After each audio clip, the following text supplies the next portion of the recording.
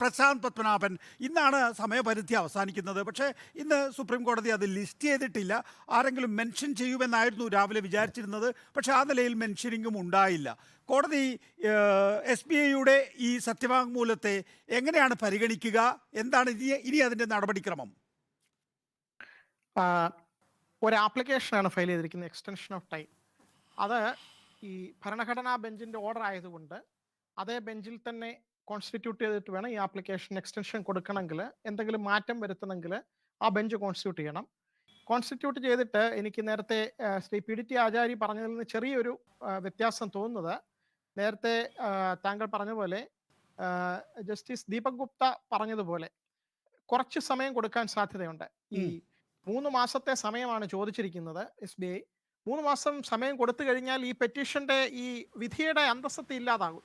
കാരണം ഈ വിധി പറയുന്നത് തന്നെ, ഈ വിധി ഇലക്ട്രൽ ബോണ്ട് അസാധുവാക്കിയത് അറിയാനുള്ള അവകാശം, ഭരണഘടനാപരമായിട്ടുള്ള അറിയാനുള്ള അവകാശം ഒരു ബേസിക് റൈറ്റ് ആണ്, ഫണ്ടമെന്റൽ റൈറ്റ് ആണ് എന്ന ബേസിസിലാണ് ഇത് പാസ്സാക്കിയിരിക്കുന്നത്.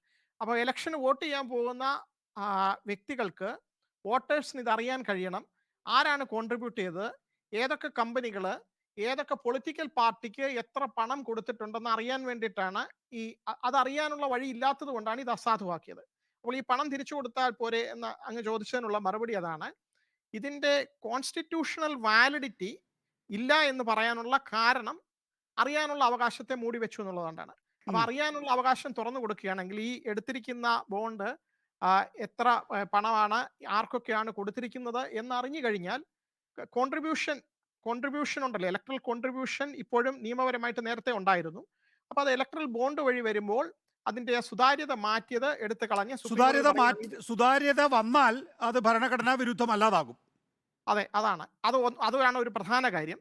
പിന്നെ അതിൽ നേരത്തെ ഷമാ മുഹമ്മദ് പറഞ്ഞതുപോലെ കമ്പനികൾ, പ്രോഫിറ്റ് മേക്കിംഗ് കമ്പനീസ് ആണെങ്കിൽ മാത്രമേ 7.5% 3 വർഷത്തെ നെറ്റ് പ്രോഫിറ്റിന്റെ 7.5% മാത്രമേ കൊടുക്കാവൂ എന്നായിരുന്നു നേരത്തെ ഒരു റെസ്ട്രിക്ഷൻ ഉണ്ടായിരുന്നു.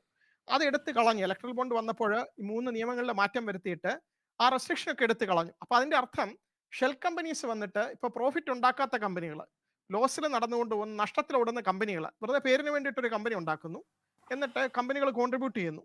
അപ്പോൾ ഇതിൽ ലാഭമൊന്നുമില്ല, ഈ റെസ്ട്രിക്ഷനും ഇല്ല, 7% എന്നുള്ള റെസ്ട്രിക്ഷനും ഇല്ല. അപ്പോൾ എത്ര വേണമെങ്കിലും പണം കൊടുക്കാം. ഏതൊക്കെ ഷെൽ കമ്പനികളാണ് ഇങ്ങനെ കൊടുത്തിട്ടുണ്ടെന്നുള്ളത് ആ ഒരു ഭാഗം വരുമ്പോൾ അറിയാനുള്ള അവകാശം മാത്രമല്ല, അതൊരു ഫ്രോഡ് കൂടിയാണ്. ഇതെല്ലാം അസാധുവാക്കി, അത് അൺകോൺസ്റ്റിറ്റ്യൂഷണലാക്കി.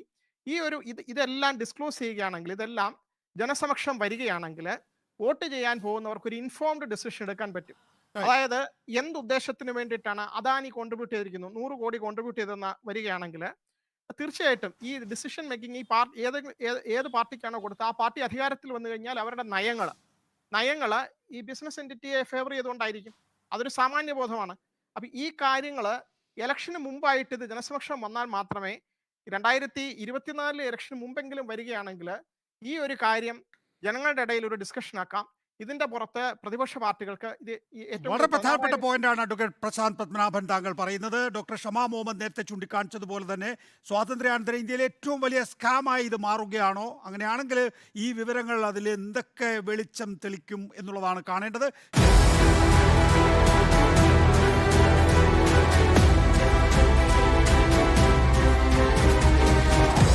Debate with MV Nikesh Kumar.